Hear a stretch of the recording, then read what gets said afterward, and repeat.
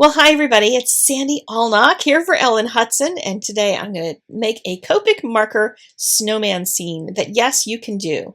Do not worry that you can't do this.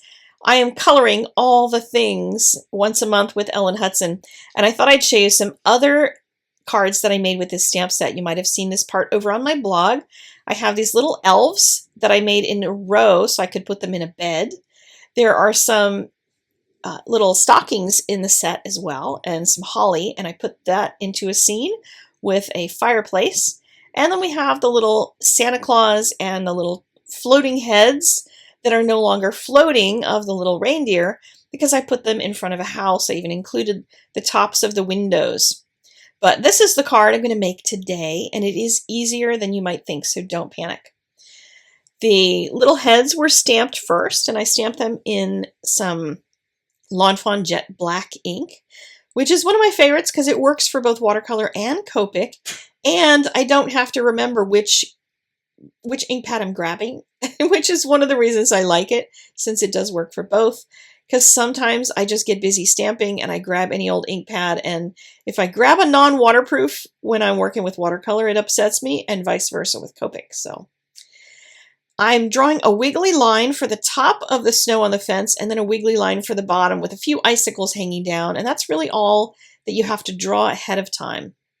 And you frankly don't even have to draw that, because you're going to see that I have to color around that instead of just drawing that with the marker. I could have drawn it with the pen instead and just drawn the little snow paws that are peeking over the fence. Do snowmen have paws? Not really sure. Nonetheless, I'm coloring this sky in the background and not really worried about making it perfect, just trying to make it solid-ish, because I'm going to add some trees in it. That's one of the ways that you can help yourself when you're doing your coloring, is if you have a big area that's solid, break it up with something. And so I'm using a really dark color to make trees on top of that blue, because you're not really going to be able to see a lot of the details. There's not a lot of detail that matters here.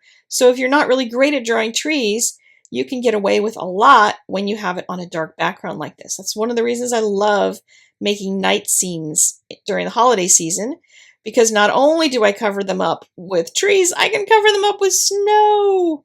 And when you get to cover things up, it makes it a lot easier to be bold with your coloring. For my half moon, I did add some blobs of light gray in there so that I could make some craters in the moon.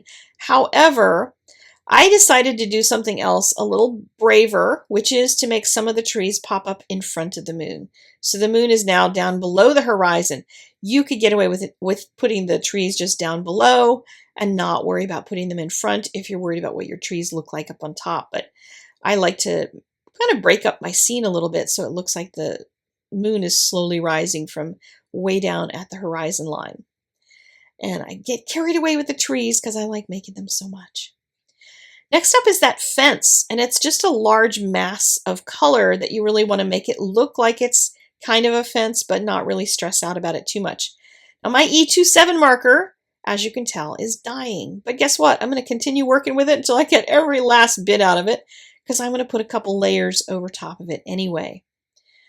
With a dark marker, I'm going to use a C9 in order to really make the shadow portions, which are the slats in between the wood strips, and notice they're not even straight, and then put a little shadow under the snow.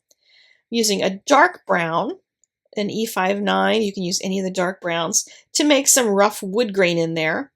And the fact that there is all this wood grain is covering the fact that I made all of my lines messy and I didn't get a ruler out. Just make them look generally like wood and you're going to be fine. The last trick is the magic part, which is taking like an E37 and just go right over top of all of that color. You can use an E47, any one of those midtones, and it just kind of pulls it all together. Then comes the snow. Now I happen to know that snow looks a little bit on the grayish side, but this color, this B93, is quite gray. It's quite desaturated because it's a B9 color.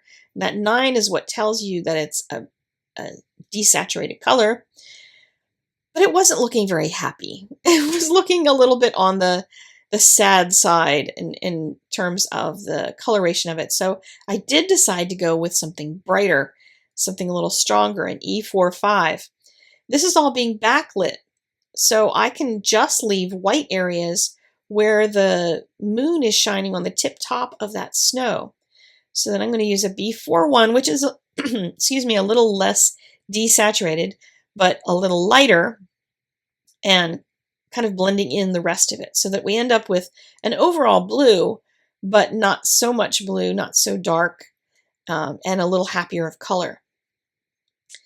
I made their hats red and green, but I didn't make them match. I wanted one to be red in one part and green in the other, so that they'd have mix match hats. I will catch that little pom-pom in just a minute. Forgot that part in the original coloring portion. And then just added a slight shadow onto each of the red and the green portions.